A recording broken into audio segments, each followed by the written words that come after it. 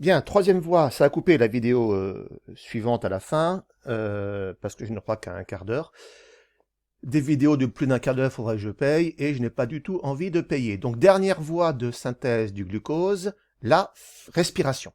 Donc, c'est une voie aérobie, qui va nécessiter du dioxygène. L'organite, au cœur de cette respiration, celui dans lequel va se dérouler la respiration, c'est la mitochondrie. Vous avez ici une cellule, son noyau, et dans le cytoplasme ici, vous avez coloré en bleu ces mitochondries, qui sont les véritables centrales énergétiques de la cellule. C'est dans la mitochondrie que se fait la respiration cellulaire. Bien. Ces mitochondries qu'on a déjà vues quand on a abordé les endosymbioses. Hein, on a vu que ces mitochondries étaient d'anciennes bactéries qui sont rentrées en symbiose avec des cellules. On a vu que ces mitochondries étaient constituées de deux membranes, une membrane externe caractéristique d'une membrane cellulaire et une membrane interne caractéristique d'une membrane bactérienne qui va faire des replis à l'intérieur de la mitochondrie. Bien, ça on le reverra. Qu'est-ce qui va se passer dans cette mitochondrie? On a vu que dans le cytoplasme, on avait la glycolyse. D'accord? Que le glucose était oxydé en acide pyruvique. Eh bien, c'est cet acide pyruvique qui va rentrer dans la mitochondrie. Ce n'est pas le glucose. Ce qui rentre dans la mitochondrie, c'est l'acide pyruvique. L'acide pyruvique qui va rentrer dans les mitochondries va être totalement oxydé. Au départ, j'ai de l'acide pyruvique, à la fin, j'ai du dioxyde de carbone. Cette oxydation de l'acide pyruvique en dioxyde de carbone se fait suivant un cycle qu'on appelle le cycle de Krebs. Vous l'avez ici. Il n'est pas à connaître, bien évidemment. Ceux qui feront l'an prochain STAPS, médecine ou autre étude de biochimie auront à connaître ce cycle de Krebs par cœur. Vous n'avez pas à le connaître. La seule chose que vous avez à comprendre, vous, c'est que l'acide pyruvique qui rentre dans les mitochondries va être totalement oxydé et que du dioxyde de carbone va être libéré, le CO2 libéré lors de la respiration. Que si j'ai oxydation, j'ai forcément en parallèle réduction. Et je vais trouver mes molécules, alors qui s'appellent ici NAD+. On les simplifie, on les appelle R. J'ai 10 molécules R qui vont être réduites en 10 molécules RH2, qui vont récupérer les électrons et les protons issus de l'oxydation de l'acide pyruvique. Et cette réaction libère de l'énergie, donc j'ai 2 molécules d'ATP qui seront fabriquées. D'accord? Donc si je fais le bilan, après ce qui s'est passé dans le cytoplasme, la glycolyse, après ce qui s'est passé dans la mitochondrie, cycle de Krebs, pour une molécule de glucose, j'aurai 2 plus 2 ATP formés, et pour une molécule de glucose, j'aurai 2 plus 10 RH2 formés. Ces RH2 qui sont là doivent, à un certain moment, être oxydés.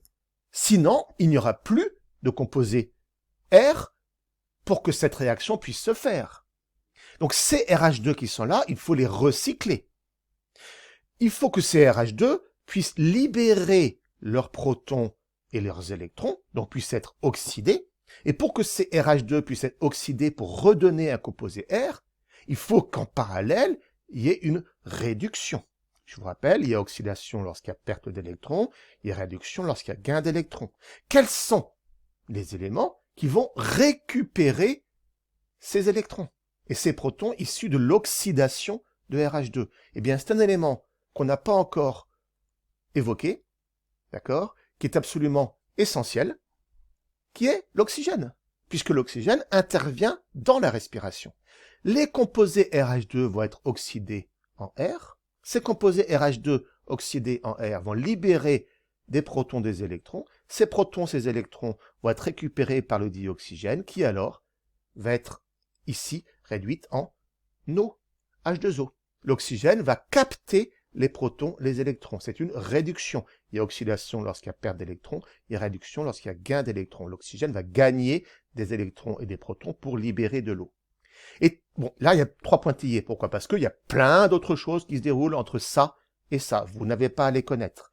La seule chose que vous avez à connaître, c'est que le dioxygène, c'est l'accepteur final des électrons. C'est lui qui va récupérer les protons et électrons, ce qui permettra la libération d'eau. Mais l'ATP là-dedans, elle est où? Toutes ces réactions qui sont là se déroulent au niveau des crêtes mitochondriales qui sont ici. À la surface des crêtes mitochondriales, à l'intérieur ici, j'ai des toutes petites molécules, les petites sphères pédonculées qu'on voit ici. D'accord? Vous voyez, ce que j'ai fait ici, j'ai fait exploser ma mitochondrie. Donc j'ai plein de petits fragments de la membrane interne. Ces fragments de la membrane interne se replient sur eux-mêmes. Donc ici, une particule qu'on appelle submitochondriale, avec à l'extérieur ici, ces sphères qu'on trouve ici à l'intérieur. Et ces sphères qui sont là, ce sont des ATP synthétases, des molécules, des enzymes capables de synthétiser de l'ATP. Lors de toutes ces réactions qui sont ici, qu'on appelle les réactions de phosphorylation oxydative, d'accord? J'ai oxydation de RH2 et ici réduction de l'eau. Lors de toutes ces réactions, il y a des quantités importantes d'énergie qui vont être libérées. Ces quantités importantes d'énergie qui vont être libérées vont permettre à partir de 32 molécules d'ADP de former 32 molécules d'ATP. On n'est plus sur une ou deux molécules d'ATP, là on est sur 32 molécules d'ATP pour une molécule de glucose. Toute l'énergie potentielle qu'il y avait, enfin une grosse partie de l'énergie potentielle qu'il y avait dans le glucose se retrouve dans l'ATP. Je dis une grosse énergie parce que bien évidemment, la réaction n'est pas totale. Tout n'est pas transféré dans l'ATP. Une partie est perdue sous forme de chaleur, par exemple. Quand on fait un effort, on a chaud. Ben, cette chaleur, elle vient de toutes ces réactions de respiration au niveau mitochondrial. D'accord? Donc si on résume, dans le cytoplasme, glycolyse, le glucose est oxydé en acide pyruvique. Ça libère 2 ATP. Cet acide pyruvique rentre dans la mitochondrie. Cycle de Krebs.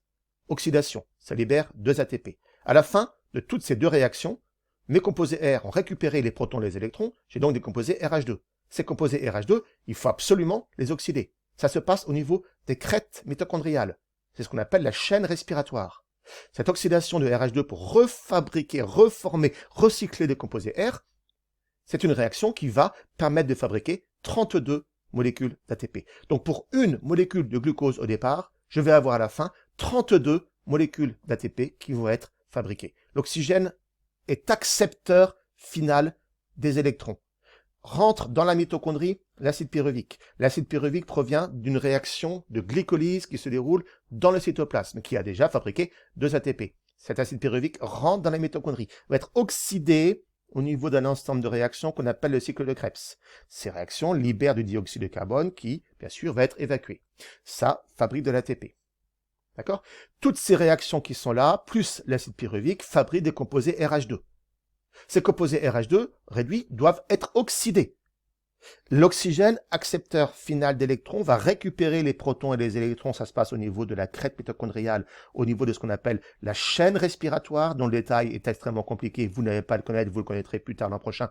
Pour ceux qui continueront, ce qu'il faut comprendre, c'est que au niveau de cette crête mitochondriale, j'ai des enzymes qu'on appelle des ATP synthétases, que ces enzymes qui sont là vont pouvoir exploiter l'énergie libérée par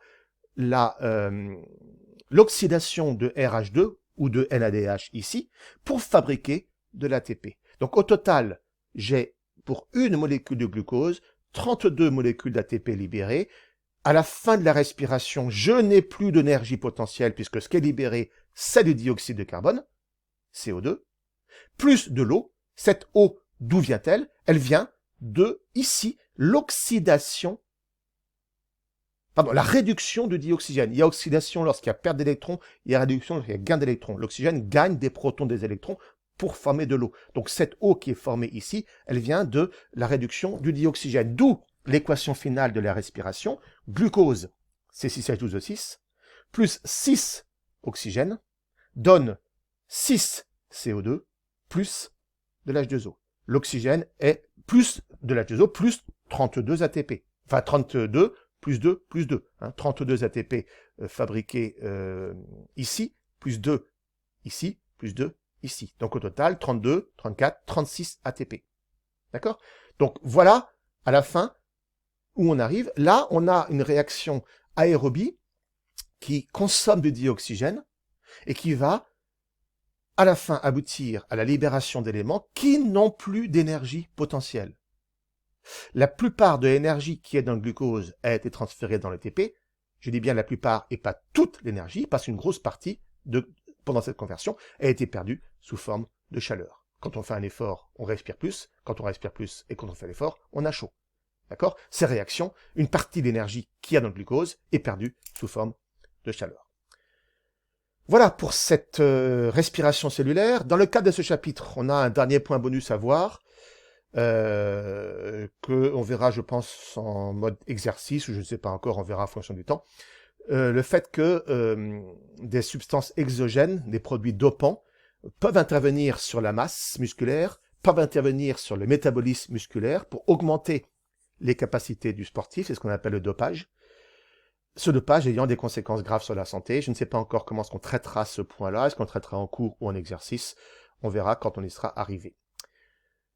Voilà pour ce point sur le renouvellement ATP, et voilà pour ce point sur ce chapitre sur le fonctionnement des cellules musculaires.